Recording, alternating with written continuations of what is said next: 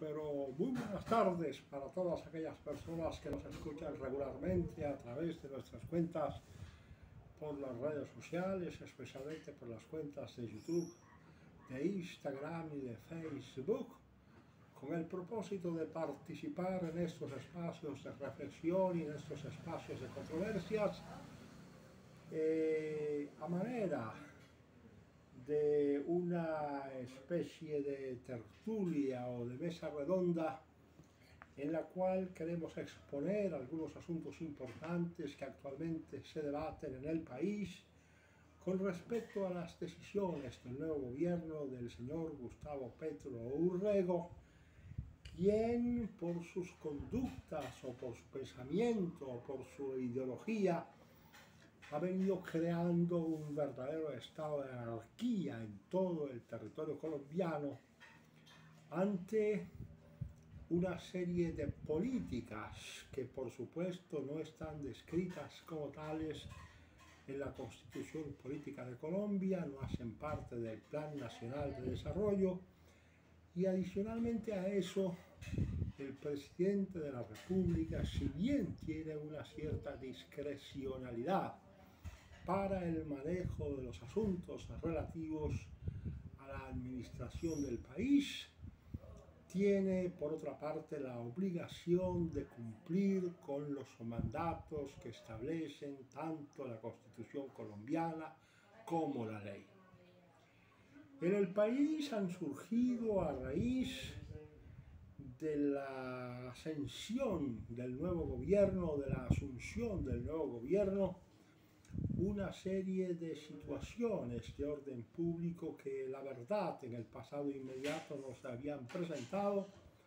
como por ejemplo la invasión de tierras en prácticamente 11 departamentos del país, especialmente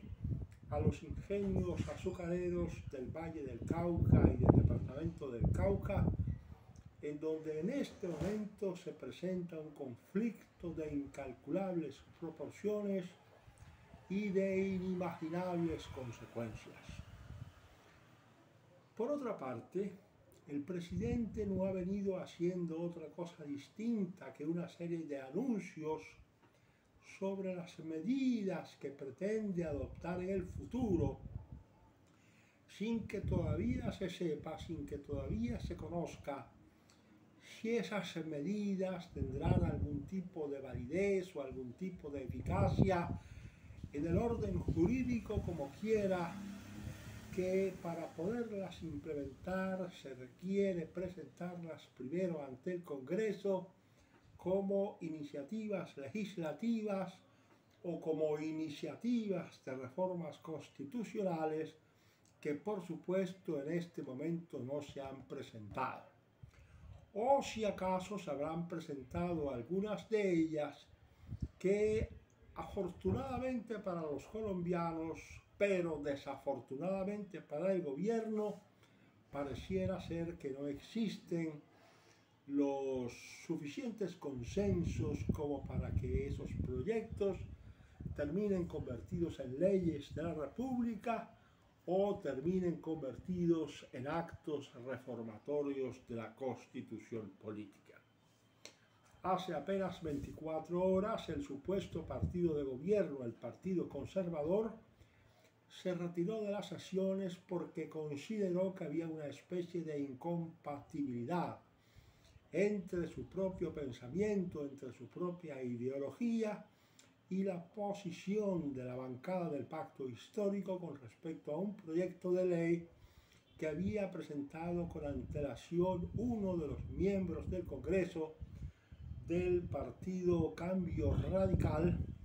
que por cierto se ha declarado independiente frente al gobierno del señor Gustavo Petro Urrego. En términos absolutos, lo que queremos decir es que el presidente, ya sea porque no tiene la competencia o la aptitud suficiente para asumir semejante desafío administrativo y político como jefe del Estado y como jefe del gobierno, de todas maneras tiene que hacer un esfuerzo para cumplir fielmente tanto la Constitución como la ley. Hace apenas unos pocos días se dio comienzo a lo que el gobierno ha llamado diálogos regionales con fuerza vinculante. A mí personalmente me gustaría saber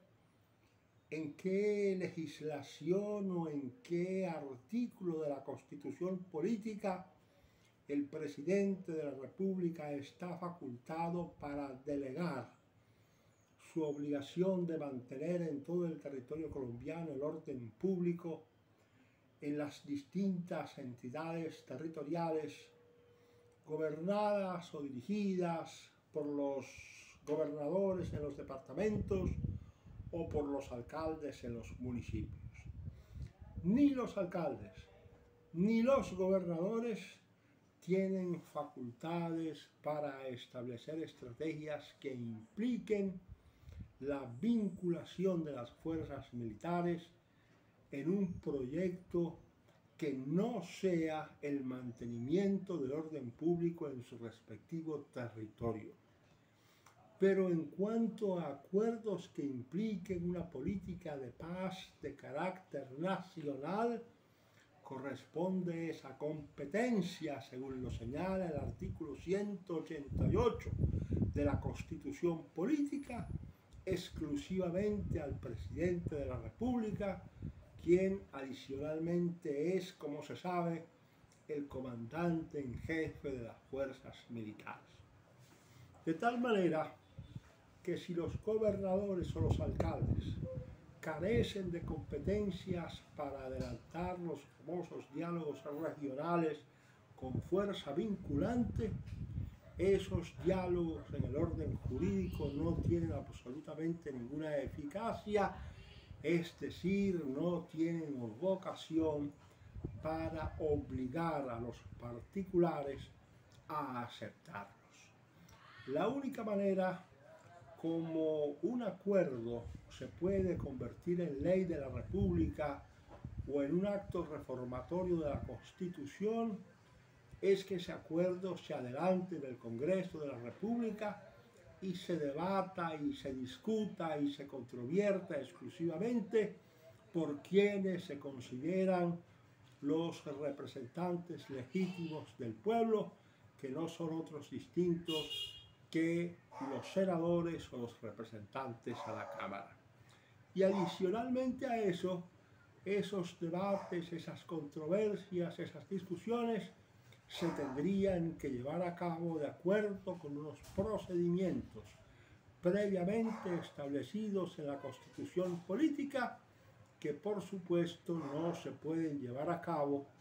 por fuera del Congreso y muchísimo menos por alcaldes o gobernadores que desde la perspectiva constitucional carecen de facultades o de competencias para comprometer, así haya una discusión previa, a la nación entera en los famosos diálogos regionales con fuerza vinculante. En una palabra, el país ha venido cayendo en poco menos de un mes en lo que en la doctrina alemana se llama el estado de cosas inconstitucionales, es decir, que no se siguen las políticas tal como lo establece de manera expresa la Constitución Política de acuerdo con las competencias de cada uno de los funcionarios, sino que prácticamente se tendría que hacer, o por lo menos eso es lo que vende el señor presidente de la República y los ministros de su gobierno, ellos tendrían necesariamente que violentar la Constitución Política porque no tienen competencias para llevar adelante esos famosos diálogos regionales y muchísimo menos para que, como consecuencia de los diálogos regionales, las conclusiones se conviertan en mandatos vinculantes para toda la población. Yo creo que sobre este particular es un embeleco en donde tienen que participar las distintas fuerzas políticas colombianas, pero también los poderes públicos desde el Ejecutivo, que tiene que tomar conciencia tarde o temprano sobre cuáles son exactamente sus responsabilidades,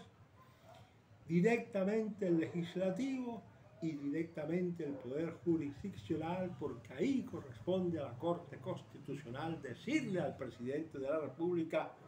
tan pronto como se expida algún acto legislativo o algún acto administrativo, que esos actos administrativos o legislativos vulneran preceptos constitucionales que constituyen además la esencia de la Carta Política de 1991. Este estado donde prácticamente se han triplicado los homicidios, se han duplicado las masacres, se han multiplicado las invasiones de tierras a los legítimos propietarios en 11 departamentos distintos, en donde la población está prácticamente amenazada por una reforma tributaria que pretende sacar del bolsillo de cada uno de los contribuyentes una totalidad de 25.000 millones de pesos, constituye por lo pronto un serio peligro para la estabilidad económica,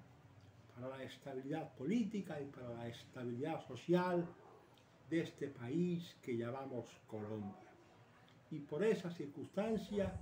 es que absolutamente todos los sectores